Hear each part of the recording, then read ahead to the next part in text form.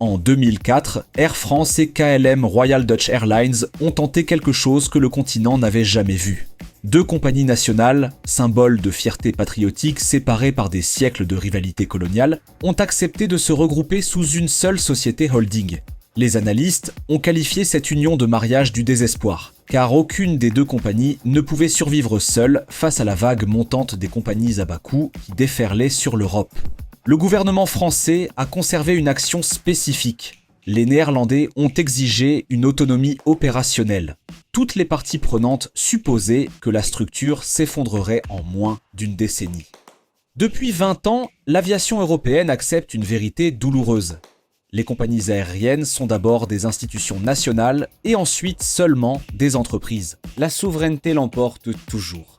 Pourtant, en janvier 2025, 3 sociétés holding, IAG, Lufthansa Group et Air France KLM, avaient accumulé entre elles plus d'une douzaine de marques de compagnies aériennes distinctes, contrôlant plus de 40% de la capacité long courrier européenne. Ces dernières années seulement, Lufthansa Group a finalisé une participation de 41% dans ITA Airways, Air France KLM a acquis 19,9% de SAS Scandinavian Airlines et IAG visait encore l'acquisition complète d'Air Europa avant d'abandonner ses projets en août 2024. Mais voici ce qui n'a aucun sens. En avril 2026, les 4 plus grands groupes aériens européens détenaient une part de marché de 25% de la capacité intra-européenne au départ. Aux États-Unis, la part de marché des 4 premiers s'élève à 79,1% de la capacité hebdomadaire domestique au départ. L'Europe demeure fragmentée. Ces 3 groupes ne peuvent pas dicter les prix comme le font les transporteurs américains. Ils ne peuvent pas entièrement fusionner leurs opérations au-delà des frontières. IAG a tenté de racheter Air Europa et s'est retiré après que la Commission européenne a exigé ce que le groupe a jugé comme des concessions inacceptables. Pourtant, chaque compagnie aérienne indépendante en Europe est soit déjà absorbée, soit en cours de négociation, soit se prépare à recevoir une offre. Alors, comment 3 sociétés holding, qui contrôlent techniquement moins de la moitié du marché, peuvent-elles dicter l'avenir de l'aviation de tout un continent ? Pour comprendre pourquoi ces 3 groupes dominent le ciel européen, il faut comprendre ce qu'ils sont réellement. Parce que la plupart des passagers n'en ont aucune idée. Lorsque quelqu'un réserve un vol sur British Airways, il achète un billet auprès d'International Airlines Group. Lorsqu'il vole avec Vueling de Barcelone à Rome, c'est aussi IAG. À Aer Lingus de Dublin jusqu'à New York, IAG. Le transporteur low-cost Level qui opère depuis Barcelone, toujours IAG. Le groupe Lufthansa applique le même modèle sur une géographie encore plus vaste. Lufthansa elle-même dessert l'Allemagne. Suisse couvre la Suisse. Austrian Airlines s'occupe de Vienne. Brussels Airlines relie la Belgique. Eurowings est en concurrence sur le segment low-cost et loisirs. Et depuis janvier 2025, ITA Airways ajoute l'Italie comme 5e marché domestique du groupe. Air France KLM exploite Air France depuis Paris-Charles de Gaulle, KLM depuis Amsterdam Schiphol, Transavia comme sa branche low cost et Martinair pour le fret. Avec l'arrivée de SAS dans le giron, Copenhague devient un 3e hub majeur pour Air France KLM. La structure de holding constitue ici l'innovation décisive. Chaque marque conserve sa propre identité et ses propres droits d'atterrissage nationaux. Un passager volant avec Austrian Airlines de Vienne à Tokyo vit une expérience autrichienne. Mais en coulisses, les achats de flotte, la couverture sur le carburant, les contrats de maintenance et la planification des routes sont de plus en plus centralisés. Ensemble, ces groupes ont transporté 359,4 millions de passagers en 2025, soit plus que la population totale des États-Unis, transitant par seulement 3 entités corporatives chaque année.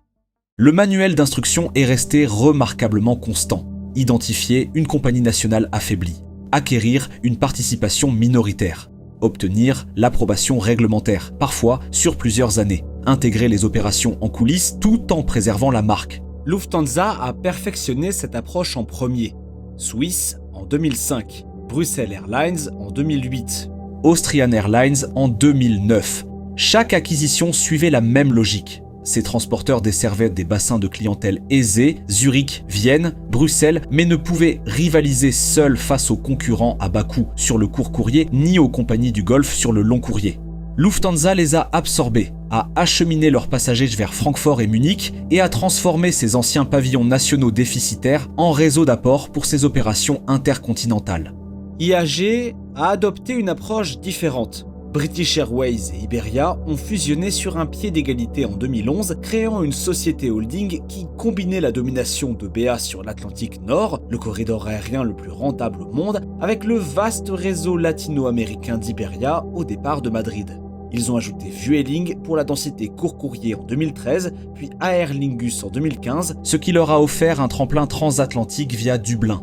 Air France KLM a été pionnier du modèle en 2004, mais a ensuite avancé avec plus de prudence. Le groupe s'est concentré sur l'approfondissement de sa stratégie à double hub entre Paris et Amsterdam, plutôt que sur l'acquisition de compagnies supplémentaires. Cela a changé de façon spectaculaire ces dernières années. L'acquisition d'ITA Airways représente peut-être l'accord aérien le plus complexe politiquement de l'histoire européenne. La compagnie elle-même n'a été lancée qu'en octobre 2021 en tant que successeur de la perpétuellement insolvable Alitalia, une compagnie aérienne qui avait englouti des milliards de subventions du gouvernement italien au fil des décennies. Lufthansa a signé l'accord en mai 2023 pour une participation de 41% au prix de 325 millions d'euros. L'accord a ensuite passé plus d'1 an dans le processus d'examen de la Commission européenne.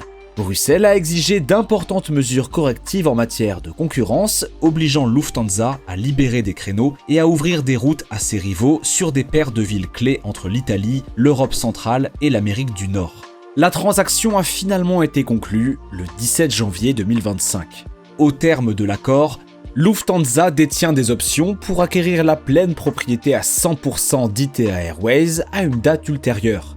Ce que Lufthansa y gagne est considérable. ITA exploite une flotte moderne de 106 appareils Airbus, dont des A350-900 et des A330-900 long courrier. Elle a transporté 16,2 millions de passagers en 2025. Rome Fiumicino et Milan Linate deviennent des hubs stratégiques pour le groupe. L'Italie devient le 5e marché domestique de Lufthansa. L'intégration avance déjà rapidement.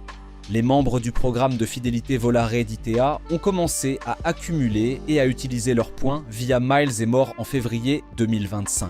Le transporteur s'est retiré de SkyTeam en 2025 et a rejoint Star Alliance en avril 2026. Ce simple changement d'alliance renforce immédiatement la présence de Star Alliance en Méditerranée, tout en affaiblissant l'empreinte de SkyTeam en Europe du Sud. Alors que Lufthansa naviguait dans les méandres de la politique italienne, IAG a connu son propre feuilleton d'acquisition et a été contraint de concéder la défaite. IAG courtisait Air Europa, le deuxième transporteur full service d'Espagne depuis des années. L'enjeu résidait dans les liaisons latino-américaines d'Air Europa au départ de Madrid, qui aurait consolidé la position d'IAG en tant qu'opérateur transatlantique dominant entre la péninsule ibérique et l'Amérique latine. Mais en août 2024, après avoir reçu la longue liste de mesures correctives de la Commission européenne, IAG a conclu que les exigences réglementaires détruiraient la valeur financière de l'opération. Le groupe s'est retiré en s'acquittant d'une indemnité de rupture de 50 millions d'euros. Les exigences de la Commission étaient tout simplement excessives. Mais IAG a pivoté avec une rapidité remarquable. Plutôt que d'acquérir, le groupe a investi en interne. En mai 2025, IAG a passé une commande historique de 71 appareils gros porteurs auprès d'Airbus et de Boeing, dont 32 Boeing 787-10 et 21 Airbus A330neo, avec des options supplémentaires. Cette stratégie de renouvellement de flotte soutient l'expansion long courrier d'IAG sans la charge réglementaire qu'impliquerait l'acquisition d'une autre compagnie aérienne. Le résultat est frappant. IAG a affiché un bénéfice d'exploitation de 5 milliards d'euros pour 2025, soit une marge opérationnelle de 15,1%, ce qui en fait de loin le plus rentable des 3 groupes européens. À titre de comparaison, le groupe Lufthansa a réalisé 2 milliards d'euros de bénéfices d'exploitation avec une marge de 5,1%. Air France KLM a enregistré un résultat d'exploitation de 2 milliards d'euros avec une marge de 6,1%. L'opération d'Air France KLM sur SAS représente l'expansion la plus ambitieuse du groupe depuis 2 décennies. En août 2024, le groupe a finalisé l'acquisition d'une participation de 19,9% dans SAS dans le cadre d'un consortium qui a aidé le transporteur scandinave à sortir de sa procédure de restructuration. Puis, en juillet 2025, Air France-KLM a annoncé une procédure formelle visant à porter sa participation à une part majoritaire de 60,5%, l'acquisition de la majorité devant être finalisée au second semestre 2026. La logique stratégique est convaincante. Paris CDG et Amsterdam Schiphol sont tous deux pratiquement saturés. Schiphol fait face à des contraintes particulièrement sévères. Le gouvernement néerlandais a cherché à réduire les mouvements aériens annuels à Amsterdam Schiphol pour répondre aux préoccupations liées au bruit. Une bataille qu'Air France-KLM a menée avec acharnement, bien qu'en mars 2026, la plus haute juridiction des Pays-Bas ait annulé ce plafond, estimant qu'il était juridiquement insuffisamment justifié.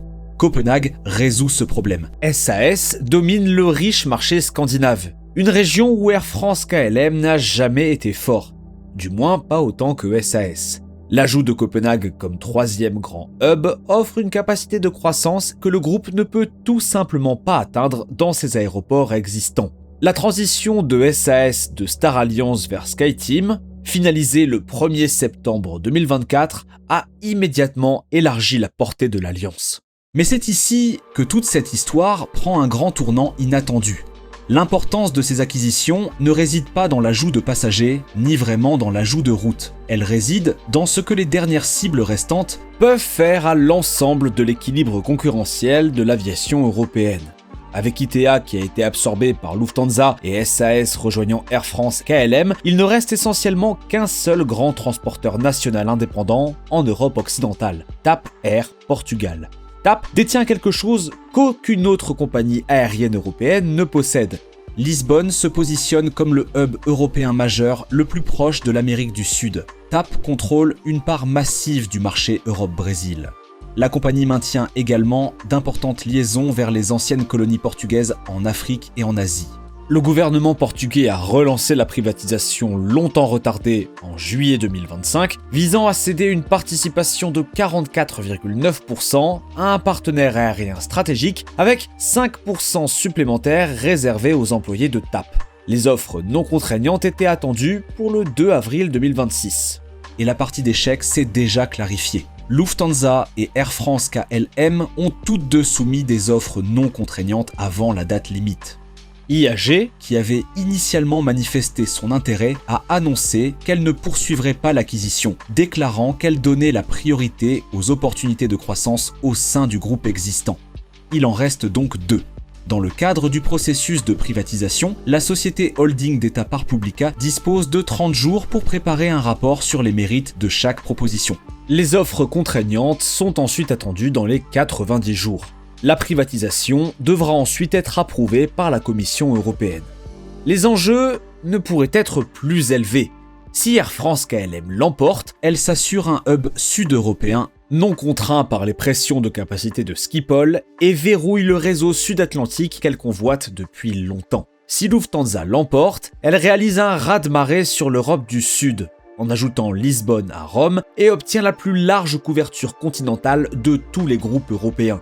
C'est cela, la véritable partie d'échec. Non pas compagnie contre compagnie, mais deux holdings manœuvrant pour une couverture géographique qui ne peut être reproduite. Ces trois groupes se disputent le contrôle stratégique du marché européen de l'aviation.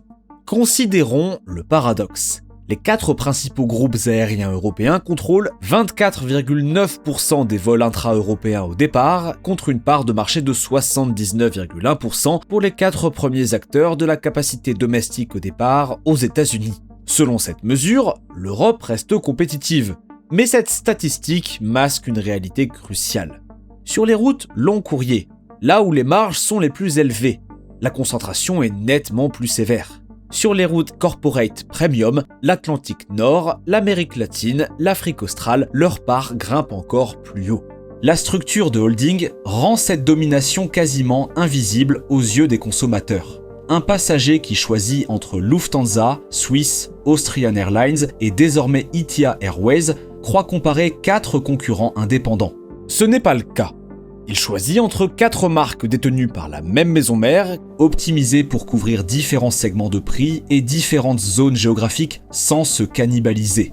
Pendant ce temps, Ryanair a transporté 206,5 millions de passagers en 2025, bien plus que n'importe quel groupe historique européen pris individuellement. Mais Ryanair ne concurrence pas sur le long courrier. Elle ne contrôle pas les infrastructures de hub. Les compagnies low cost dominent le volume. Les holdings contrôlent la valeur. En 2004, lors de la fusion d'Air France et de KLM, tout le monde supposait que la fierté nationale allait faire éclater la structure en moins d'une décennie. Les Néerlandais exigeaient l'autonomie. Les Français, eux, exigeaient le contrôle. Le divorce semblait inévitable. 21 ans plus tard, Air France KLM est non seulement intacte, mais en pleine expansion. La compagnie absorbe SAS, un transporteur qui incarne l'identité scandinave avec autant de force que KLM représente les Pays-Bas. Voilà ce que le marché a sous-estimé. Le modèle de la société holding n'élimine pas l'identité nationale. Il la monétise. Chaque marque conserve son pavillon, sa livrée, son positionnement culturel. ITA Airways portera les échos de l'héritage d'Alitalia et du design italien. SAS continuera d'incarner l'efficacité scandinave. Mais derrière chaque porte d'embarquement aux couleurs d'une marque, ce sont les 3 mêmes moteurs financiers qui prennent les décisions. Les programmes de fidélité se pollinisent mutuellement. Les passagers voient des marques. Le secteur voit des bilans. Lorsque IAG a passé cette commande de gros porteurs de 21 milliards de dollars au prix catalogue en mai 2025, ce n'était pas British Airways qui achetait des avions. C'était une société holding tirant parti du pouvoir d'achat combiné de 5 marques aériennes pour négocier des tarifs qu'aucun transporteur ne pourrait obtenir seul. Lorsque la privatisation de TAP Air Portugal s'achèvera quelque part en 2026, la dernière pièce importante aura été posée. 2 groupes, et non 3, sont désormais en lice pour l'acquérir. Celui qui l'emportera contrôlera l'infrastructure aérienne reliant l'Europe à l'Amérique du Sud, à l'Afrique lusophone, à un réseau que seule Lisbonne peut desservir. Une poignée de conseils d'administration à Londres, Francfort et Paris détermine quelles villes obtiennent des liaisons long courrier, quelles routes justifient des investissements et quels tarifs le marché acceptera. 3 bilans, des alternatives limitées, et la preuve que parfois, les transformations les plus significatives d'un secteur n'exigent ni déréglementation ni disruption. Elles exigent parfois de la patience, des structures de holding et la volonté de parier que les passagers ne remarqueront jamais qui possède réellement l'avion. La question n'est pas de savoir si 3 groupes peuvent contrôler l'aviation européenne. La question, c'est de savoir si le reste du continent y prête vraiment attention. Maintenant, avant de partir, l'algorithme YouTube pense que vous allez aimer cette vidéo ensuite. Alors pourquoi ne pas aller la voir ?